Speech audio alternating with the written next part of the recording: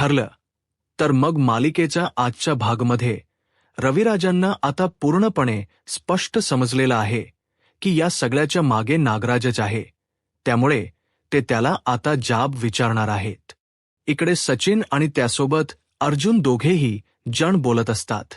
त्याच वेळेला सचिन हा अर्जुनला अस्मिताबद्दल सांगत असतो आणि तो म्हणत असतो की सध्याला ना अस्मिता जरा विचित्रच वागायला लागलेली आहे. तिच्या वागण्याचा अर्थ मला कळत नाहीये. मला कळतं ती प्रेग्नेंट आहे आणि तिला असं वाटत असेल की जास्तीत जास्त दिवस मी तिच्याबरोबर राहावं. पण मुळात ना मला कधी कधी असं वाटतं मी इंडियामध्ये आलोय ना ती माझ्यासाठी चूक ठरली की काय, कारण मी जेव्हा बाहेर होतो तेव्हा बरोबर हे लॉंग डिस्टन्स ना मेंटेन होतं. पण जेव्हापासून मी इथे आलोय ना तेव्हापासून सारखे संशय घेणं याशिवाय दुसरं काही या अस्मिताला जमतच नाहीये. आता मला तूच सांग, जर सायली वहिनी प्रेग्नेंट असेल आणि मग त्यावेळेला तुला हे सगळं काही अरेंज करायचं असेल तर मग तू सगळ्या केसेस बंद करून फक्त घरात बसशील का? आणि सायली वहिनी सुद्धा तुला तसं करायला सांगेल का? मला एकच सांग. त्यावर अर्जुन म्हणतो की नाही, हे सगळं चुकीचं आहे. पण आता सगळ्या गोष्टी सांगत असताना सचिन म्हणत असतो की अस्मीच्या बाबतीत तसंच आहे. अस्मीचं म्हणणं आहे की मी प्रेग्नेंट आहे तर तू फक्त आणि फक्त माझ्यासोबत थांबायला हो. हे चुकीचं आहे ना. मी जे काही करतोय ते आमच्या पुढच्या आयुष्यासाठीच ना. आणि मग बाळालाही सुखाने समाधानाने जगता यावं यासाठी माझे कष्ट चालू आहेत. पण हे अस्मिताला का दिसत नाहीयेत ना हेच मुळात मला कळत नाहीये. आणि त्याच वेळेला मला ना हे सगळं अरेंजमेंट करणं ना शक्य होत नाहीये. आजही माझं महत्वाचं काम होतं पण अस्मितासाठी का होईना मला पुन्हा यावं लागलं. नाही तर अस्मिताला पुन्हा तेच संशय येत राहतात. आता या सगळ्यामध्ये म्हणते माझी थोडी चिडचिड झाली तर माझं काही चुकलं आहे का? मला आता तूच सांग असं देखील आता सचिन जो आहे तो अर्जुनला बोलत असतो. अर्जुन म्हणत असतो की नाही, या सगळ्यामध्ये तुझं काही चुकलेलं नाही. तू जे काही केलं आहेस ना ते एकदम परफेक्ट केलं आहेस. ठीक आहे, मी माझ्या परीने तिच्याशी बोलायचा प्रयत्न करतो असं देखील आता म्हटलं जातं. आणि जेव्हा या सगळ्या गोष्टी अर्जुन सचिनला बोलून थोडं शांत करतो ना तेव्हा त्याला देखील त्या सगळ्या गोष्टी आवडतात. तर दुसरीकडे मात्र आता पाहायला मिळतं सुमन जी आहे ती खूप जास्त टेन्शनमध्ये असते. कारण अजूनही काल जो नागराज गेला आहे ना तो घरी आलेला नसतो आणि त्यामुळेच ना खूप जास्त टेन्शन आता आलेलं असतं. कुठे गेली असेल, काय झालं असेल, या सगळ्या विचारांनीच आता मात्र पूर्णपणे ती टेन्शनमध्ये अडकलेली असते. तर दुसरीकडे मात्र आता रविराज जे आहे ते कामासाठी म्हणून बाहेर आलेले असतात. म्हणजेच त्यांना अर्जुनचा कॉल आलेला असतो आणि अर्जुनने आता कॉन्टॅक्ट करून सांगितलेलं असतं की मी येतच आहे, जरा तुमच्याशी केस संदर्भात बोलायचं आहे.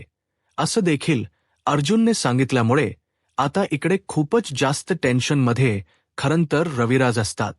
आता केसमध्ये अजून काय सुगावा लागला असेल हेच त्यांना टेन्शन असतं. तर दुसरीकडे मात्र आता या सगळ्या गोष्टी तर अशा पद्धतीने घडत असतात. तर प्रतिमा विचारते की काय झालं अगं, केस संदर्भात त्यांना काहीतरी बोलायचं म्हणून ते दोघे येतायत. तर अस्मिताला ना भोपळ्याचे घारगे खूप आवडतात. आता ती प्रेग्नेंटही आहे. मी एक काम करते, त्यांच्यासाठी छान असे भोपळ्याचे घारगे बनवते, म्हणजे आल्यावर त्यांच्याकडे पाठवून देता येईल असाच विचार ना आता प्रतिमा करत असते. त्याच वेळेला अस्मिताच्या लहानपणीचा किस्सा ती रविराजांना सांगत असते. दुसरीकडे किचनमध्ये सुमन काम करत असते. पण सुमन काम करत असताना सुद्धा ना तिचं लक्ष नसतं. हे प्रतिमाला बरोबर कळतं. प्रतिमा आता सुमनला म्हणत असते की आपल्या फ्रीजमध्ये भोपळा आहे ना.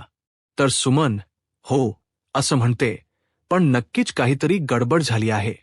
काय झालं आहे हे असं विचारल्यानंतर वहिनी कालपासून हे गेले आहेत आणि हे अजूनही घरात आलेले नाहीत. त्यांना कॉन्टॅक्ट सुद्धा करायचा प्रयत्न करते त्यांचा कॉल काही लागत नाहीये म्हणूनच ना मला जरा टेन्शन आलं होतं, असं देखील आता म्हटलं जातं. अच्छा, असं आहे का? नको काळजी करू.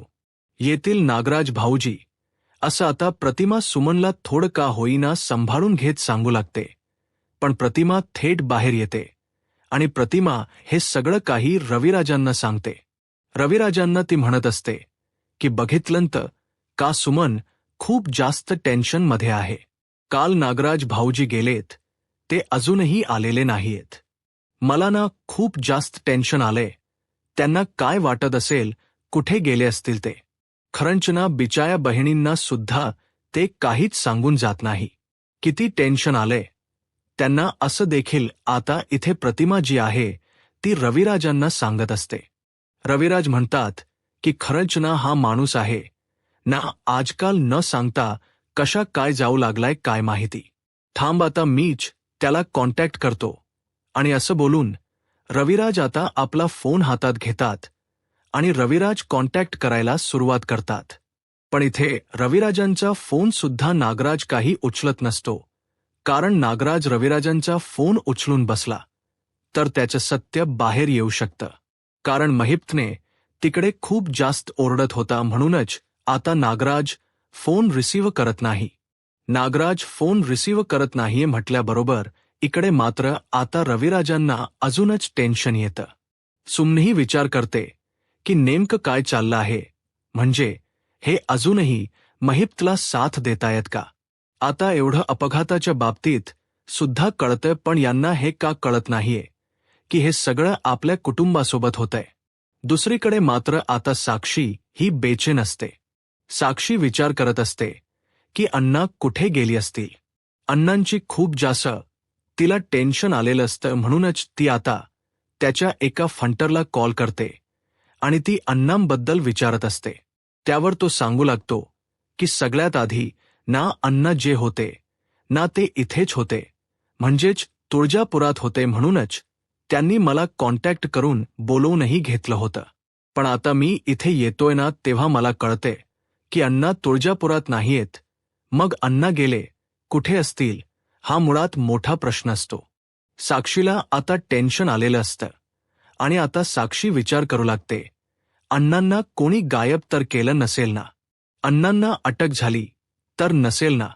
हे असे अनेक प्रश्न तिच्या डोक्यामध्ये येत असतात. पण त्या प्रश्नांची उत्तर ती काही तिला सापडत नसतात. कारण आता या प्रश्नांची उत्तर शोधायला ती बाहेरही पडू शकणार नसते, ना कोणाला कॉन्टॅक्ट करू शकणार असते, ना पोलिसात जाऊ शकणार असते. त्यामुळे ना आता तिला स्वतःच खूप जास्त टेन्शन आलेलं असतं. कारण तिला माहिती आहे अण्णांना आता तिला शोधता येणार नाही. पण अण्णांची काळजीही तिला वाटत असते की अण्णा नेमके कुठे गेले असतील. कोणी त्यांना मारलं तर नसेल ना. मग कशी मी तक्रार करू पोलिसात. आता तिची चारही बाजूंनी कोंडी झालेली असते आणि त्यामुळेच ना तिला खूप जास्त टेन्शन जे आहे ते आलेलं असतं. आणि जेव्हा या सगळ्या गोष्टीचं तिला टेन्शन येतं तेव्हा मात्र आता सुचत नसतं की काय करावं. दुसरीकडे मात्र अर्जुन आणि सायली बेडरूममध्ये बसलेले असतात आणि त्याच वेळेला आता ते डिस्कशन करत असतात की आपण उद्याच आता रविराजांकडे जायला हवं. मुळात आहे ना आपण आजच जायला हवं होतं. वेळ वाया घालून चालणार नाही. अपघाताचं सत्य लवकरात लवकर समजायला हवं आणि त्यासाठी आपण लवकरच बाहेर पडायला हवं असं देखील आता सायली अर्जुनला म्हणत असते. अर्जुन म्हणतो की बायको मला कळतंय पण आपण या सगळ्या गोष्टी बारकाईने विचार करायला हव्यात. म्हणजे बघ ना आपण त्या बाबू ड्रायव्हरला तर पकडलं. बाबू ड्रायव्हर जर आपल्या ताब्यातच आहे. पण तुला एक गोष्ट कळते का, ज्या दिवशी आपण तो सीन रिक्रिएट केला होता आणि बाबू ड्रायव्हरचा फोटो आपण जेव्हा तिथे लावला होता तेव्हा मात्र महिप्त इथे घाबरला होता. आणि जेव्हा तो घाबरला तर होता पण त्यावेळेला ना त्याने लगेच आपल्या खिशातून मोबाईलही बाहेर काढला होता. यावरूनही स्पष्ट होतं की अजूनही ना तो त्या माणसाच्या कॉन्टॅक्टमध्ये असू शकतो ज्याने ही सुपारी त्याच्याकडनं दिली होती आणि हे सगळं काम करून घेतलं होतं. हे सुद्धा आता इथे सायली आणि अर्जुनला आठवू लागतं आणि दोघेही जण त्याच गोष्टीचा आता विचार करत असतात, कारण त्यांना सुद्धा स्पष्टपणे वाटत असतं की ज्यांनी कोणी यांना सुपारी दिली आहे ना रविराजांना मारायची, त्याबद्दल अजूनही महिपचा आणि त्यांचा संबंध आहे, ही तर गोष्ट आता मात्र कळून चुकलेली असते. आणि जेव्हा या सगळ्या गोष्टी कळून चुकतात ना, तेव्हा मात्र आता टेन्शनचंच काम झालेलं असतं. तर दुसरीकडे मात्र आता पाहायला मिळतं, या सगळ्या गोष्टींचा बारकाईने अर्जुन आणि सायली विचार करत असतात आणि त्यांना सुद्धा हेच वाटत असतं की अजूनही महिपचा त्या माणसासोबत कॉन्टॅक्ट आहे, म्हणजे एवढ्या वर्ष झाले, 22 वर्ष झाले, सुपारी दिलेली असली तरी सुद्धा त्यांचा आणि ह्याचा काहीतरी संबंध आहे, हे तर आता स्पष्ट झालेलं असतं. तर दुसरीकडे मात्र आता पाहायला मिळतं सायली आणि अर्जुन हे बेडरूममध्येच असतात. तर अर्जुनना त्याच्या केस संदर्भातली एक फाईल शोधत असतो, पण ती फाईल त्याला कुठेही सापडत नसते आणि म्हणूनच ना त्याची खूप जास्त चिडचिड होत असते. अर्जुनला सांगत असते की चला नाश्त्यासाठी खाली चला, पण आता अर्जुन काही ऐकायला तयार नसतो, कारण अर्जुनला त्याची महत्वाची फाईल शोधणं सुद्धा तितकंच गरजेचं असतं. जोपर्यंत ती फाईल भेटत नाही तोपर्यंत मी काही कामासाठी म्हणून बाहेर येणार नाही, हे असं स्पष्टपणे सांगून टाकलेलं असतं त्याने. आणि त्यामुळेच ना आता मात्र खूप अवघड काम होऊन बसलेलं असतं. तर सायली म्हणत असते की तुम्हाला ना आधी फाईल्स वगैरे ठेवायची ना शिस्त नाहीये. मी काल बघितलं होतं तेव्हा तुम्ही त्या सगळ्या या फाईल्स आहेत ना इथे तिथे टाकून दिल्या होत्या, तरी मी त्या नीट ठेवल्या ही कोणती पद्धत आहे? मी उलट व्यवस्थित या टेबलवर ठेवतो, जेणेकरून मला ह्या सगळ्या फाईल्स नीट भेटायला हव्या. हो का? टेबलवर ठेवता का? पण मी तर काल जेव्हा आली ना तेव्हा त्या सगळ्या फाईल आहेत ना या सोफ्यावर ठेवलेल्या होत्या, म्हणजे मी जिथे झोपते ना तिथे बरोबर त्या सगळ्या फाईल्स मांडलेल्या होत्या. मग मला सांगा, मी कुठे झोपायचं होतं? माझ्या जागेवर जर त्या फाईल्स लोळत असतील तर मी कुठे झोपायचं आहे ना ते जरा मला स्पष्ट सांगा. मग म्हणूनच तर ते उचलून ठेवले.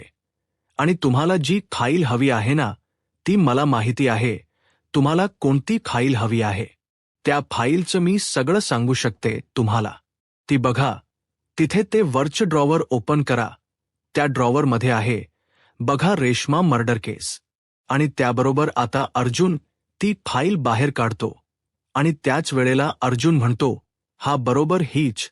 त्यावर आता सायलीला राग आलेला असतो, म्हणून सायली आता म्हणत असते की तुम्ही एक कामच करा ना सायली, मर्डर केसची पण फाईल बनवूनच टाका, कारण तुम्हाला ना हे सगळं करून माझं मर्डरच करायचं, कारण तुम्हाला या सगळ्या गोष्टी परफेक्ट नकोच असतात ना, असं सायली मुद्दामून रागारागात आता अर्जुनला बोलते आणि ती आता रागातच खाली निघून जाते.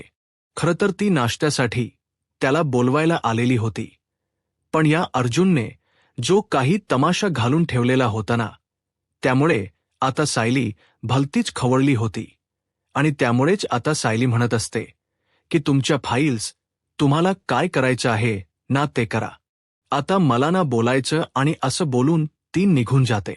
तर दुसरीकडे आता इकडे मात्र अर्जुन म्हणत असतो की बापरे, हे सगळं काय होऊन बसलं? आजच्या नाश्ताना खूपच जास्त झणझणीत असणार आहे, असं तो म्हणतो आणि लगेचच नाश्ता करायला म्हणून निघून जातो.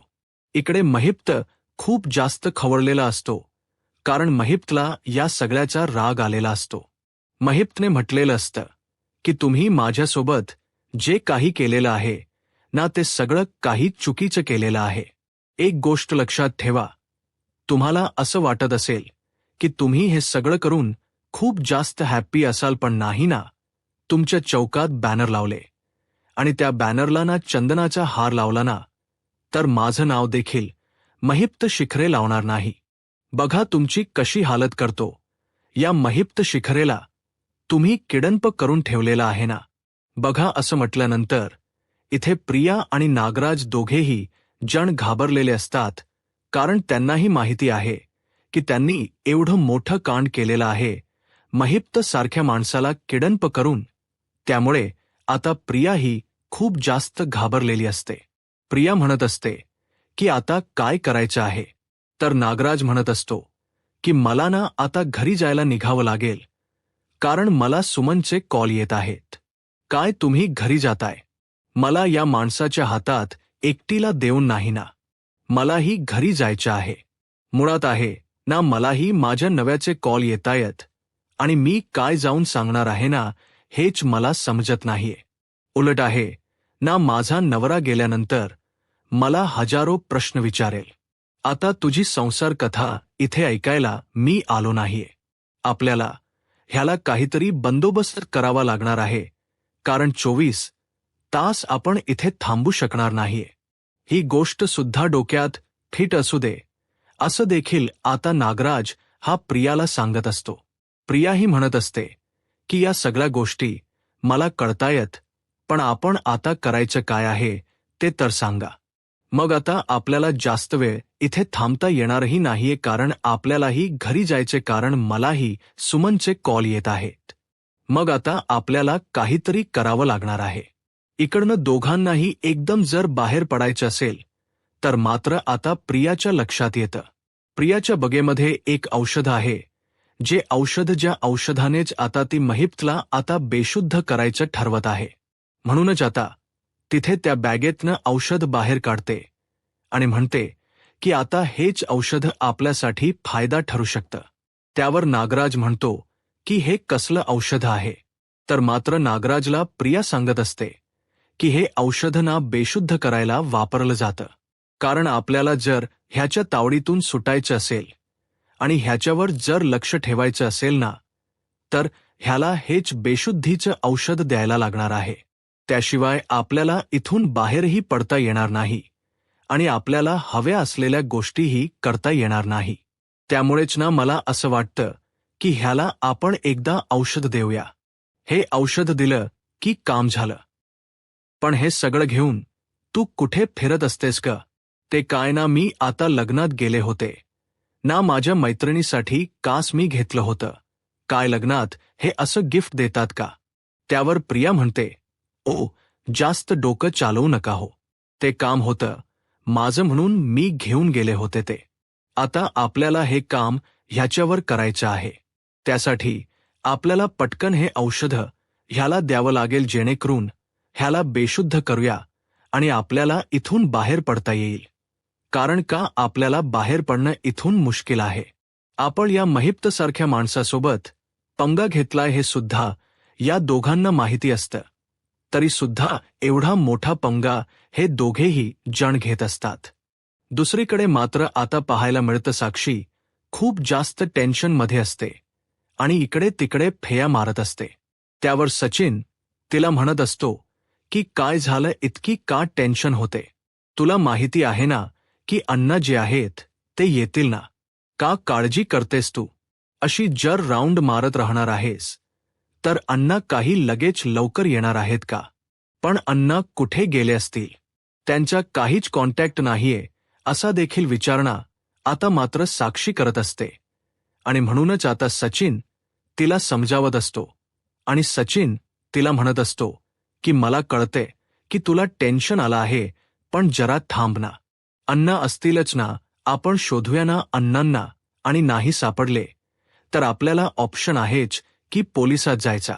पण तोच ऑप्शन तर इकडे मात्र साक्षी सिलेक्ट करू शकणार नसते ना, कारण साक्षीला माहिती आहे जर ती पोलीस स्टेशनला गेली तर तिचं खरं सत्य जे आहे ते बाहेर येईल, कारण तिची आयडेंटिटी रिव्हील होईल. ती खोटं जिवंत नसल्याचं नाटक करत होती आणि ते सगळ्यांना समजेल. म्हणूनच तिची आता पूर्णपणे चारही बाजूने कोंडी झालेली असते. तिला आता कळत नसतं की काय करावं ते.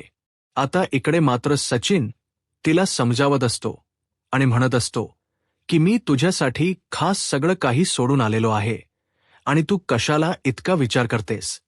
मी आहे ना तुझ्यासोबत. काही झालं तर आपण दोघं मिळून अण्णांना शोधूया, मग तर झालं. असं बोलूनच आता तो तिला सावरायचा प्रयत्न करत असतो आणि तो तिला जवळ घेतो. त्याच वेळेला आता साक्षी म्हणत असते, मनातल्या मनात. ती म्हणते की हा माणूस तर मला असा ध्येय देतोय, पण हाच माणूस जर मला खूप जास्त फसवत असेल तर मी कोणावर विश्वास ठेवू? आताच्या घडीला मला विश्वास ठेवण्यासारखं कोणीच नाहीये. अण्णाही माझी साथ सोडून कुठे गेलेत? अण्णांना काही झालं तर नसेना असे अनेक विचार इथे मात्र साक्षीच्या डोक्यामध्ये येत असतात आणि साक्षी मात्र आता त्याच गोष्टीचा विचार करत असते. तर तिला मात्र आता सावरायचं काम जे आहे ते मात्र आता असणारा हा सचिन करत असतो. तर दुसरीकडे मात्र सुभेदारांच्या घरात खूप छान असा नाश्त्याची पंगत बसलेली असते. बऱ्याच दिवसांनंतर ही पंगत बसलेली असते आणि त्यामुळेच ना आता सगळे जण हॅप्पी असतात. त्यातच आता खूप जास्त ओढतच तिथे मात्र आता सायली आलेली असते आणि सायलीचा मूड ऑफ झालेला आहे, म्हणजे नक्कीच काहीतरी भांडण झालेलं आहे नवरा बायकोचं, हे मात्र आता कळलेलं असतं. पण त्याच वेळेला प्रताप कल्पनाला म्हणत असतात की या दोघांचंही असं आहे ना, तुझं माझं जमेना आणि तुझ्या बाजूनं करमेना असं आहे ते. हे दोघेही जण कार्टून सारखे आहेत, तू मेमे करणारे. असं म्हटल्यानंतर आता अर्जुनही तिथेच आलेला असतो आणि अर्जुन जेव्हा तिथे येतो तेव्हा मात्र सायली त्याच्यासाठी कॉफी करण्यासाठी म्हणून किचनमध्ये जाते. त्याच वेळेला आता अर्जुन म्हणत असतो की बायको, तुला माहिती आहे ना आज सिनियरकडे जायचं आहे. त्यावर सायली म्हणते की हो, माझ्या सगळं लक्षात आहे, मी कोणत्याही गोष्टी विसरलेली नाही, असं स्पष्टपणे आता तोच ते सांगू लागते. त्याच वेळेला आता खऱ्या अर्थाने आपण कितीतरी दिवसांनी नाश्त्यासाठी असे बसलो आहे हे बघूनच खूप जास्त आनंद मला होत आहे, असं देखील आता तिथे असणारी विमल म्हणत असते. मध्यंतरी महिपच्या केसमुळे तुम्ही नव्हतात नाश्ता करायला आणि त्यानंतर मात्र तुम्ही त्या लग्नासाठी गेलात आणि त्यानंतर आता आपण एकत्र पुन्हा आलेलो आहोत आणि तेव्हाच ना अर्जुन विषय काढतो की महिपच्या केस संदर्भात अजून एक सुगावा आमच्या हाती लागला आहे आणि त्याचबद्दल डिस्कस करायला आम्हाला रविराजांकडे जायचं आहे, असं देखील अर्जुन आता बोलत असतो. सायली इथे पूर्णपणे तयारी करत असते. इकडे मात्र अस्मिताच्या ना खाण्याकडे बिलकुलही लक्ष नसतं. तिला ना आता सचिन पुन्हा एकदा तिची साथ सोडून गेलाय ना याचा खूप जास्त राग येत असतो आणि म्हणूनच ना ती असं खायला सुद्धा मागत नसते आणि तिकडे तिकडे बघत असते. त्याच वेळेला आता कल्पना ओळखून जाते की हिला मूड नाही आहे. तिला काही हव्य का? तुमच्यासाठी काही गोडाचा शिरा वगैरे बनवू का? हे सुद्धा सायली विचारते, पण अस्मिता नाही असं म्हणत असते. दुसरीकडे आता प्रिया तपक्या पावलांनी बॅग वगैरे घेऊन घरी येते आणि प्रियाला घरी आलेलं बघून आता मात्र सगळेजण प्रियाकडे पाहू लागतात आणि त्यानंतर आता प्रिया रूममध्ये निघून जाते. पण त्याच वेळेला मात्र इथे असणारी कल्पना म्हणत असते की बघितलं का आता ही आलेली आहे आणि असं दाखवते ना की हिने काहीच केलेलं नाहीये. किती तो गोंधळ आणि किती ती गडबड त्या लग्नामध्ये केली होती. असं म्हटल्याबरोबर काय झालं होतं नेमकं, असं देखील आता विचारलं जातं. त्याच वेळेला आता सगळीजण त्या प्रियाकडे पाहू लागतात, पण प्रिया आता बेडरूममध्ये निघून गेलेली असते. पण प्रियाचं जे काही कांड आहेत ना ते मात्र आता कल्पना सगळ्यांना सांगू लागते. तर पुढील भागामध्ये आपल्याला पाहायला मिळतं रविराजांना सायली आणि अर्जुन भेटायला गेलेले असतात आणि बाबू ड्रायव्हर आम्हाला तुळजापुरात भेटल्या होतात. ही गोष्ट सांगितल्यानंतर रविराजांना धक्का बसतो. रविराज म्हणतात, काय तो जिवंत आहे? तर हो, तो जिवंत आहे आणि त्याने आम्हाला हेही सांगितलं आहे की महिपतला मारण्याची सुपारी म्हणजेच पूर्ण किल्लेदार कुटुंबाला संपवण्याची सुपारी कोणीतरी दिली होती. हे ऐकल्यानंतर मात्र प्रतिमा आणि रविराजांना खूप मोठा धक्का बसतो. त्यांना आता कळत नसतं की इतका कोण मोठा माझा शत्रू आहे की डायरेक्ट तो आमच्या जीवावर उठला आहे आणि त्यामुळे मात्र आता रविराजांना टेन्शन आलेलं असतं. पण नंतर आपल्याला पाहायला मिळतं जेव्हा इथे घरी आलेले असतात नागराज, तेव्हा नागराजला डायरेक्ट प्रश्न विचारला जातो. रविराज डायरेक्टच प्रश्नाला हात घालतात आणि म्हणत असतात की काय रे नागराज, मला एका प्रश्नाचं उत्तर हवं आहे. हा तू अजूनही त्या महिप्तसोबत बोलतोस का आणि त्या महिपचा आणि तुझा संबंध आहे का? मला या प्रश्नाचं उत्तर हवं आहे. आता रविराजांनी थेट आता नागराजला हा प्रश्न विचारल्यामुळे मात्र आता सुमनही खूप जास्त घाबरलेली असते. आणि नागराज हा तर एकदा एवढा घाबरलेला असतो ना की त्याला खूप जास्त घाम फुटतो आणि तो मात्र आता पाहतच राहतो. आणि आता नागराज रविराजांना काय उत्तर देईल? यूट्यूब चॅनलला सबस्क्राईब करा आणि व्हिडिओ लाईक करा. धन्यवाद.